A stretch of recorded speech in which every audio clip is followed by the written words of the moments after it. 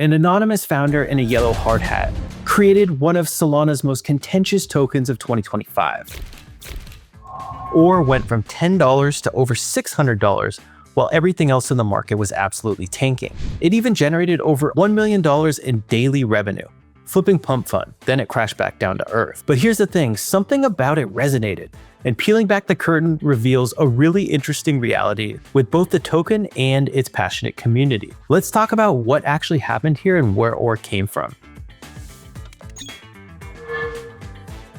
So on April 2nd, 2024, OR launched and it literally broke Solana. We're talking massive congestion. At the peak, 75% of non-vote transactions were failing because the network was being spammed with mining hashes. Validators and users like myself were complaining publicly that the chain was becoming unusable. Hard Hat Chad had to shut it down after just 2 weeks in production. Best marketing stunt in crypto history? Maybe, but what they were trying to build was genuinely interesting because they were turning electricity into money with fair distribution and a fixed supply. It was Solana's answer to Bitcoin. But the glaring problem was that mining pools were gamed by developers, so it wasn't fair. So they pivoted to a staking model that didn't really work either. Strike two. Here's where V2 enters the chat. The narrative caught fire. Bitcoin, but actually fair. No ASICs, no energy waste, just pure Solana block space turned into digital gold. Tully himself couldn't hold back from tweeting about it. Or rallied 150% in no time as headlines asked if it would break Solana a second time.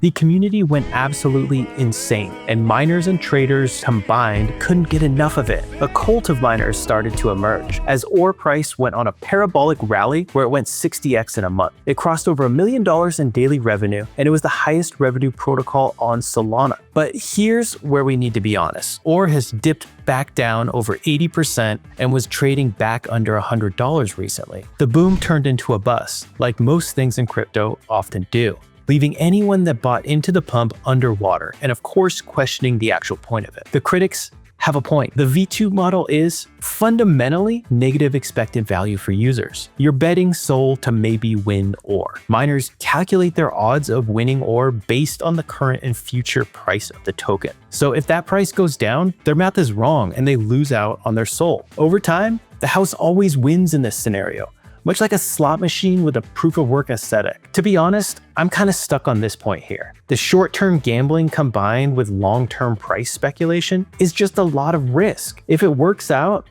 then of course every short-term gamble was worth it. But if it doesn't, then none of it was worth it. I guess that's something that only time will tell. I personally really want this to work out because it would fill a gap in the current market and give the Solana community a coin to rally around and hold long-term. But the narrative just isn't quite there. If Zcash is encrypted Bitcoin, then is OR gamble to mine Bitcoin? It's close, but it's really not quite there for me yet. So here's what's interesting. That might not necessarily be a bug, it might actually be a feature. Every single OR token in existence has cost someone real SOL to create. There's a literal cost of production. Compare that to a VC token printed out of thin air with a $500 million FDV or a meme coin where the dev sniped 20% of the supply for pennies, or flips this on its head. Got a fixed supply of 5 million tokens, mined at a rate of roughly 1 per minute. Protocol collects 10% of SOL as revenue and buys back OR with 90% of that burn. When revenue's high enough, the token actually becomes deflationary. That's not how most crypto projects or tokens work. Let's talk about what people actually responded to here, because the boom bust cycle isn't the whole story.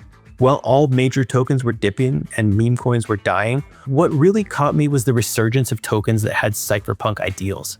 It was a rejection of the status quo on Solana of meme coins, and 2 tokens in particular that fit this narrative skyrocketed, both OR and Zcash. Privacy and a really well thought out attempt to fairly distribute tokens both managed to find a pump, and I'm okay with it. I think this is reflecting the Solana ecosystem's maturing as a whole. And with all the volume of Zcash being traded on Solana, this only helps validate the bigger theme of Solana being the place for trading any token. Here are the 4 innovations for OR as I see them. First, fair distribution that felt participatory. You couldn't just buy your way to the top with VC connections. You had to show up and mine. That resonated with people who felt priced out of everything else in crypto. Second, the gamification. Even though it looks a lot like gambling, a huge portion of crypto is gambling. A lot is gambling related. At least Or made it fun and transparent. The grid game mechanic is engaging in a way that most DeFi protocols aren't. Deployed Solana is crazy.